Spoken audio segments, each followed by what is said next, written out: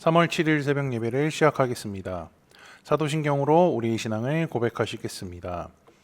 나는 전능하신 아버지 하나님 전지의 창조주를 믿습니다. 나는 그의 유일하신 아들 우리 주 예수 그리스도를 믿습니다.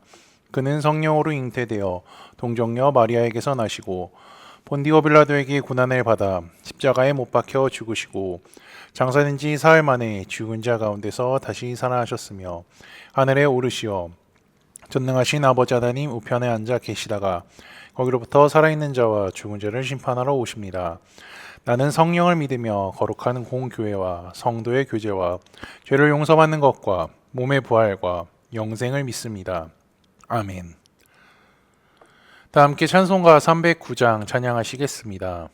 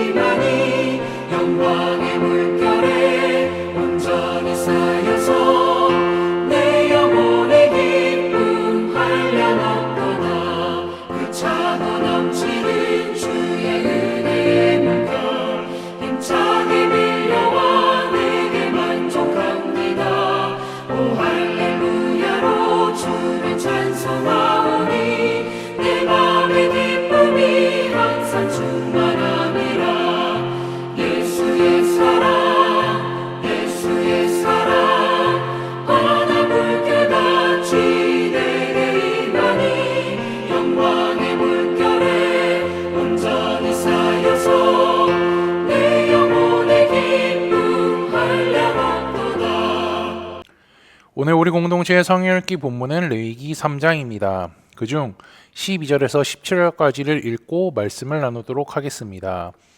만일 그의 예물이 염소면 그것을 여호와 앞으로 끌어다가 그것의 머리에 안수하고 회막 앞에서 잡을 것이요 아론의 자손은 그 피를 제단 사방에 뿌릴 것이며 그는 그 중에서 예물을 가져다가 여호와께 화제를 드릴지니 곧 내장에 덮인 기름과 내장에 붙은 모든 기름과 두 콩팥과 그 위의 기름 곧 허리 쪽에 있는 것과 간에 덮인 꺼풀을 콩팥과 함께 떼어낼 것이요 제사장은 그것을 제단 위에서 불사를 지니 이는 화제로 드리는 음식이요 향기로운 냄새라 모든 기름은 여호와의 것이니라. 너희는 기름과 피를 먹지 말라. 이는 너희의 모든 처소에서 너희 대대로 지킬 영원한 규례리나. 아멘. 오늘 읽은 레위기 3장은요 화목제에 관한 내용입니다. 말씀을 읽어보시면 1장과 유사하다는 느낌을 받으실 수 있죠. 왜냐면요 번제와 같이 소, 양, 염소가 제물로 소개되기 때문입니다. 하지만 번제 제물로 사용되는 것은요 흠없는 수컷으로만 드린 것에 반해 화목제 제물은 소, 양의 흠없는 수컷과 암컷으로 드릴 수 있으며 염소도 마찬가지였습니다. 제물은 이렇게 차이가 조금 나죠. 화목제 제물 이걸 보면요. 희생제물이라고 또 할 수 있고요. 그리고 조금만 더 넓어서 확장해서 생각해 보면 구원을 위한 제물이나 화평을 위한 제물이 생각나기도 합니다. 제물의 역할에서 보면요. 화목제물은 하나님과 사람이 함께 먹음으로써 둘 사이의 교제를 나누게 하는 음식이 되기 때문입니다. 제가 출애굽기 24장 말씀을 읽어드리도록 하겠습니다. 하나님이 이스라엘 자손들의 존귀한 자들에게 손을 대니 아니하셨고 그들은 하나님을 뵙고 먹고 마셨더라. 게다가 화목제는요, 방금 전에도 얘기했듯이 또 다른 하나가 특징이 있는데요. 제사를 드리는 사람인 자신과 가족이나 제사에 참여한 사람들과 함께 제물을 먹는데 고기를 다 먹고요. 그와 반면에 기름은 하나님의 것으로 남겨놓는 제사입니다. 기름을 하나님께 드리는 이유는요, 그것이 힘이 위치한 곳이기 때문에 가장 귀중한 부분으로 간주되었기 때문이죠. 이렇게 하나님과 사람에게 각 몫이 할당되는 식사를 통하여서 하나님과 사람의 교제가 이루어지거나 회복이 되죠. 그래서 화목제를요, 식사의 제사 또는 교제의 식사라고 부르기도 합니다. 그리고 또 화목제로 옮긴 이 히브리어 표현을 문자적으로 보면요, 구원의 제사, 화평하게 하는 제사라는 의미도 가지고 있죠. 하나님이 자기 백성과 맺은 언약의 경우도 마찬가지입니다.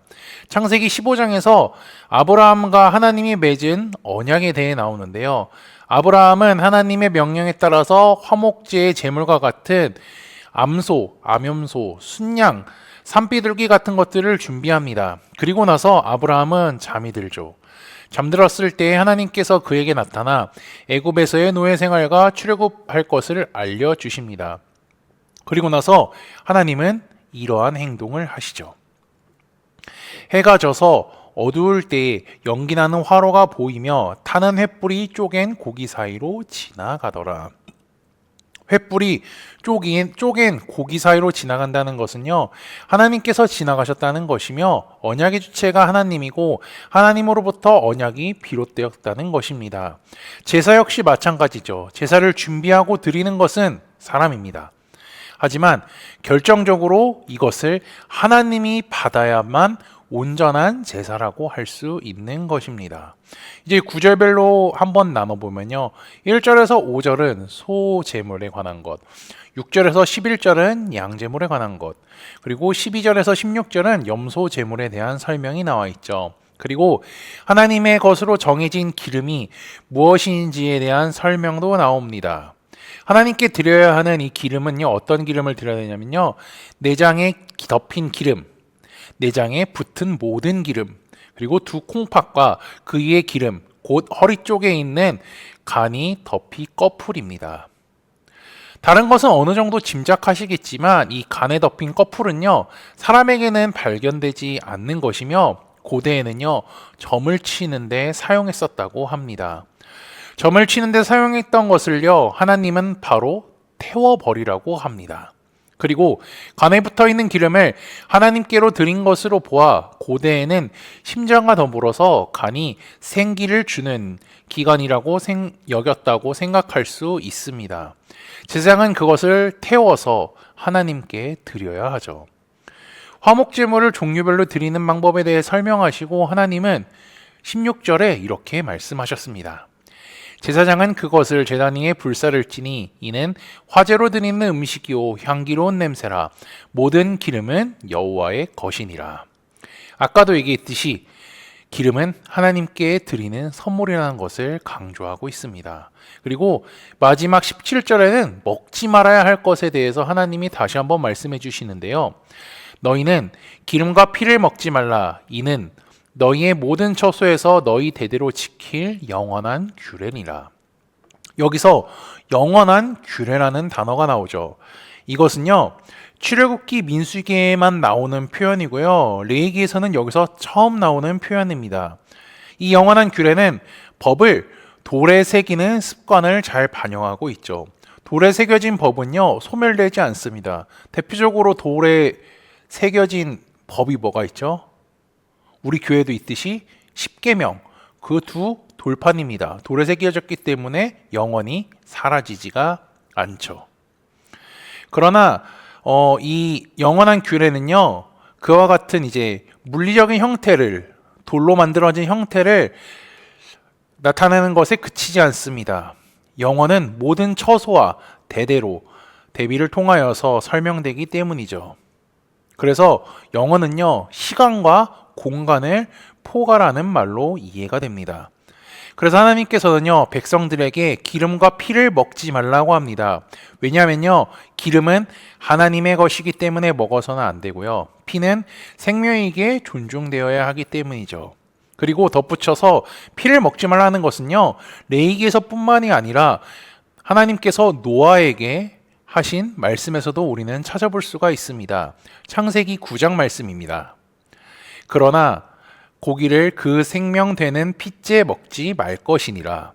내가 반드시 너희의 피, 곧 너희의 생명의 피를 찾으리니 짐승이면 그 짐승에게서, 사람이나 사람의 형제면 그에게서 그의 생명을 찾으리라. 하나님께서는요, 창세기에서 노아에게 피를 먹지 말라고 말씀하셨습니다. 그리고 다른 민족이나 이방 신들의 주술사들이 주술을 위해 사용하였던 기름을 향하여서 그들과 같은 방법으로 사용하지 말고 하나님의 것으로 드리라고 알려주셨죠. 이스라엘은 애굽에서 노예 생활을 하면서 기름에 대한 사용법을 들었을지도 모릅니다. 또 어떤 사람들은 알고 있었겠죠. 혹여 몰랐다 하더라도 가나안 땅에 들어가면요, 자연스럽게 알 수밖에 없을 것입니다. 왜냐하면 그곳에 사는 사람들은 바알과 아세라 등을 섬기며 각종 우상들이 넘쳐났던 땅이었기 때문이죠. 그들에게 농사를 위해 전보는 것 역시 당연히 여겨져 왔던 행동이었을 것입니다. 하나님이 이러한 것을 미리 아시고 기름의 의미와 것을 대하는 태도를 이렇게 가르쳐 주신 것이죠. 하나님은 이처럼요, 자기 백성을 향하여서 눈과 마음이 항상 가 있으십니다. 그리고 자기 자녀들이 죄로부터 멀리하는 방법을 늘 찾으시고요, 가르쳐 주시는 분이죠. 이스라엘은 화목제에 대한 규례와 말씀을 듣고 하나님의 마음을 깨달아 살아야 합니다. 우리 역시 마찬가지입니다. 자기 백성, 자기 자녀를 사랑하시고 죄로부터 오염되지 않는 삶을 살기 원하시는 하나님의 마음을 깨달아 그분의 말씀에 순종하며 살아가는 코너스톤 믿음의 형제자매들이 되시기를 주님의 이름으로 축복합니다. 다 함께 찬송가 401장 찬양하시겠습니다.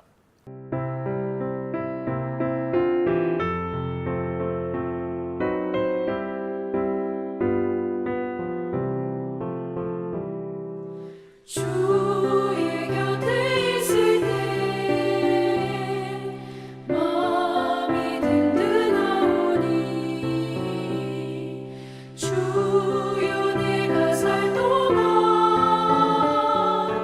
인도하여 주소서.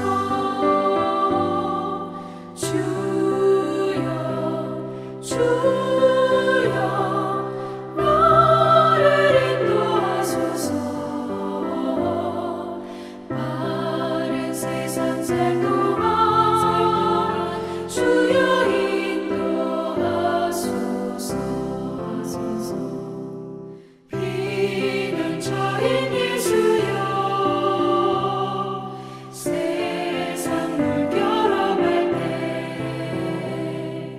그 시은혜 베푸사 나를 숨겨주소서. 주여 나를 인도하소서. 마른 세상 살 동안 주여 인도하소서. 세상 풍파 지난 후 영화로운 나라와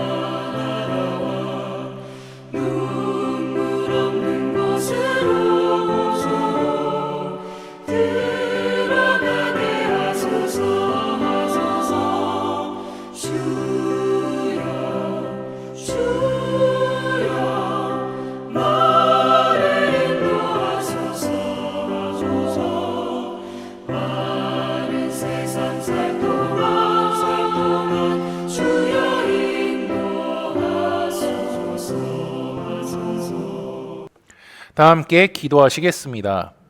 하나님 아버지, 오늘도 좋은 하루를 허락하시고 주의 은혜로 살아갈 수 있게 하심에 감사합니다. 나를 사랑하사 독생자 예수 그리스도를 이 땅에 보내사 죄를 처리해 주시고 구원받은 자로 살아갈 수 있게 하신 하나님의 은혜에 감사드리며 주님을 더욱 사랑하는 우리가 되게 인도하여 주옵소서. 오늘 말씀을 통해 화목제를 드리는 제물에 대해 알려주시니 감사합니다.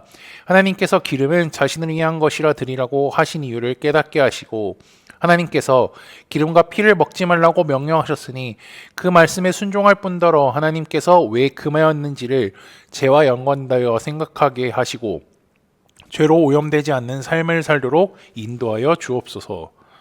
지난주 말씀을 기억하며 기도합니다. 우리 코너스톤 교회는 복음을 듣고 구원받는 자들이 모여 하나님을 예배하고 성경을 가르치고 행하는 지혜 공동체임을 말씀을 통해 깨닫게 하시니 감사합니다. 구원받은 우리가 주님을 예배할 때에 기쁨과 소망이 넘치게 하시고 말씀을 보고 배울 때에 주님의 사랑과 은혜를 깨달아 말씀이 그대로 믿어지는 은혜를 허락해 주옵소서. 아울러 말씀대로 이 땅에 오셔서 사명을 다하고 승천하신 예수님께서 다시 오신다 말씀하셨으니 다시 오실 예수님을 기다리며 살아가는 믿음의 공동체가 되도록 인도하여 주옵소서. 예수 그리스도의 이름으로 기도합니다. 아멘. 이 시간 합심으로 기도할 제목들을 나눕니다. 먼저 주일 예배와 목회자의 사역을 위해 기도해 주시고요. 그리고 우리 코너스톤 교회가 진리 위에 든든히 서가도록 기도하시기 바랍니다. 교회를 이끌어 가시는 사랑하는 담임 목사님과 사역자들을 위해 기도해 주시기 바라며 오늘 진행되는 금요기도회를 위하여서 환우의 건강과 회복을 위해 각자 가지고 계신 기도의 제목들을 놓고 기도하시기를 바라며 오늘도 주 안에서 승리하십시오.